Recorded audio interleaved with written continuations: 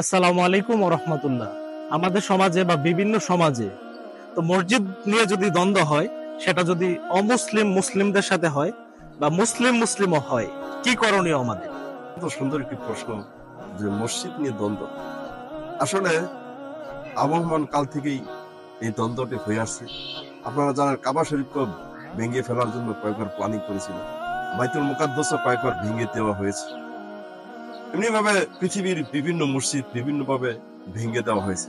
এর মধ্যে দেখা যাচ্ছে বিভিন্ন আমরা মুসলমান যারা আছি তারা পারস্পরিক দ্বন্দ্বের কারণে, নেতৃত্ব লোভ, পাশাপাশি বিভিন্ন সমস্যার কারণে, ইমানের আখলাক বা আল্লাহর প্রতি ভালোবাসা না থাকার কারণে আমরাও সেই দ্বন্দ্বের সাথে অনেক ক্ষেত্রে জড়িত হয়ে যাই। আসলে যে ব্যক্তি মসজিদ নিয়ে দ্বন্দ্ব করবে কোনো কারণ ব্যতীত, কারণ বলতে হতে পারে কাহার জায়গার উপর মসজিদ চলে আসছে, এটা একটা কারণ শুরু করতে পারেন।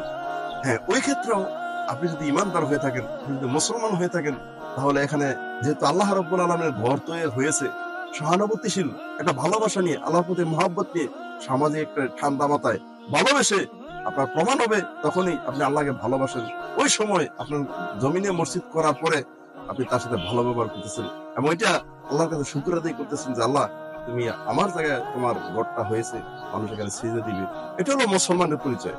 আর যদি মুনাফিকের পরিচয় থাকে তাহলে কাবা শরীফ একসময় ভেঙে দেওয়া হবে, মদিনা শরীফ ভেঙে দেওয়া হবে, এরকম একটা প্ল্যানিং হবে, এমন বেঈমান পৃথিবীতে আসবে। তাহলে সেই কাতারে যেন আমরা না যাই।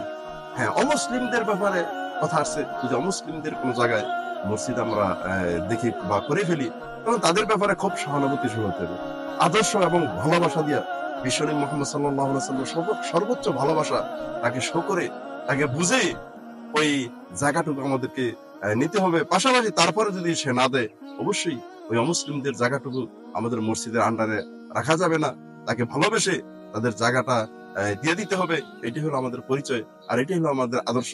নবী মুহাম্মদ সাল্লাল্লাহু আলাইহি ওয়াসাল্লাম আমাদেরকে এভাবে শিক্ষা দিয়েছেন।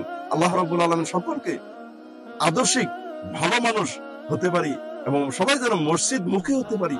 মসজিদে আল্লাহর ঘর, জীবনে তো আল্লাহকে দেখি নাই, কিন্তু এই একটা আল্লাহর ঘর, এই ভালোবাসাটা যেন আমাদের সকলের কলিজার ভিতরে পাথরের মতো খোদাই করা ভাবে থাকে। আল্লাহ পাক আমাদের সকলকে সেই তৌফিকটুকু দান করুক। আমিন। আমা তৌফিক ইল্লা বিল্লাহ। আসসালামু আলাইকুম ওয়া রাহমাতুল্লাহি ওয়া বারাকাতুহু। প্রিয় দর্শক মণ্ডলী, আপনারা যারা এই ভিডিওটি দেখছেন, আমাদের চ্যানেলটি দেখছেন, সবাইকে আন্তরিকভাবে আমি অনুরোধ করছি আপনারা অবশ্যই আমাদের চ্যানেলটি মাহমুদুল ব্লগস সাবস্ক্রাইব করে আমাদের পাশে থাকবেন এবং আপনাদের মতামত অবশ্যই জানাবেন ইনশাআল্লাহ। আল্লাহ হাফেজ। আসসালামু আলাইকুম ওয়া রাহমাতুল্লাহ।